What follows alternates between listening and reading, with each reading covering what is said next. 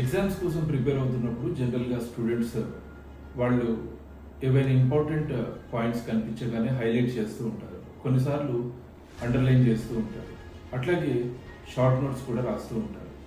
ఒక specific point important అని identify చేసి దాన్ని మీరు హైలైట్ చేస్తారు, అండర్లైన్ చేస్తారు.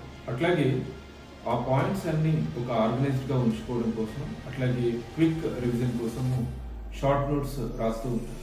కానీ వీటన్నింటికీ మించి మీరు ఎగ్జామినేషన్లో బాగా పర్ఫామ్ చేయాలి అనుకుంటే ఏ టాపిక్ అయితే చదువుతారో ఆ టాపిక్ కంప్లీట్ అయిన తర్వాత బుక్ క్లోజ్ చేసి ఒకసారి యాక్టివ్గా రీకాల్ చేసుకొని చూడండి.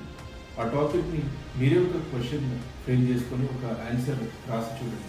ఇలా ప్రాక్టీస్ చేయడం వల్ల ఎలాంటి కాంప్లెక్స్ టాపిక్ అయినా కానీ ఎగ్జామినేషన్లో చాలా త్వరగా ఈజీగా గుర్తు చేసుకొని ఎగ్జామ్లో బాగా పర్ఫామ్ చేయగలుగుతారు. All the best.